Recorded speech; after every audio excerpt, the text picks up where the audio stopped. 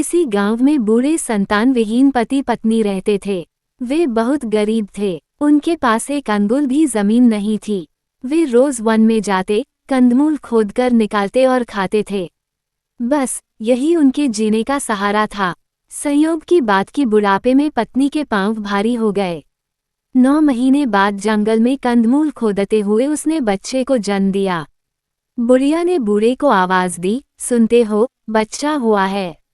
अब हम क्या करें? बूढ़े ने कहा, घर में एक दाना भी नहीं है, न कपड़े हैं न और कुछ, हमें इसे पालेंगे कैसे? बुढ़िया ने कहा, तो ठीक है, इसे यहीं छोड़ देते हैं। इसके भाग्य में लिखा होगा तो कोई इसे पाल लेगा। सो बच्चे को वहीं छोड़कर वे घर चले गए। बच्चे के रोने की आवाज़ सुनकर एक चीता वहां आया और उसे अपने घर ले गया। वो उसका अपने बच्चे की तरह पालन पोषण करने लगा। वो बड़ा हुआ तो चीते को उसके ब्याह की फिक्र में एक दिन उसने लड़के से पूछा, कहो तो तुम्हारे लिए एक लड़की ले आऊं? लड़के ने कहा, जो आपकी मर्जी, अगर आप मेरी शादी करना चाहते हैं तो कोई लड़की ले आइए। चीता गया और किसी लड़की के उधर से गुजरने का इंतजार करने लगा। आखिर एक लड़की आई। चीता उसे उठाकर घर की तरफ चल दिया। रास्ते में वह अपने पर काबू न रख सका और उसका आधा कान खा गया।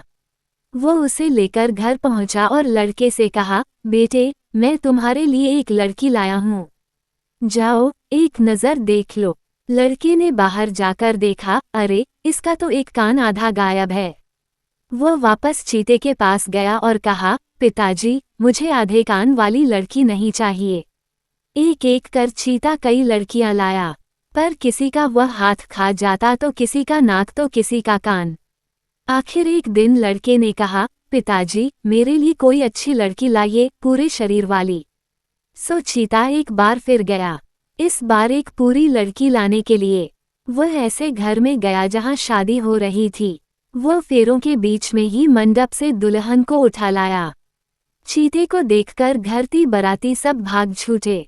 इस बार चीते ने बहुत सावचेती बरती, दुल्हन को सही सलामत घर लाया और बेटे से उसका ब्याह कर दिया।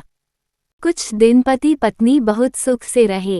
एक रोज सब्जी काटते हुए पत्नी की अंगुली कट गई। रिश्ते खून को उसने पत्तियों से पोंछ दिया। खून की गंध पाकर चीता उन पत्तियों के पास गया और उन्हें चाटा। सोचा, अगर उनके खून का स्वाद इतना अच्छा है तो उनका मांस कैसा होगा, मैं उन्हें खाऊंगा। हो सकता है ये सोचते हुए उसके मुंह से कुछ निकल गया हो या उसकी आंखों की रंगत ने चुगली खाई हो। जो हो, पति पत्नी समझ गए कि चीते की नीयत में खोट है, वो उन्हें खाएगा। उसी रात को वे वहां से रफूचक्कर हो गए।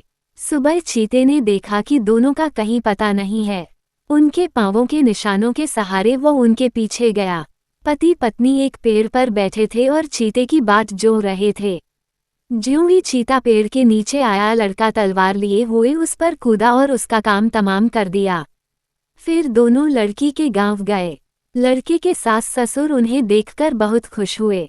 उन्होंने तो सोचा था कि चीता लड़की को मारकर खा गया होगा। उस दिन से लड़का और उसकी पत्नी वहीं रहने लगे।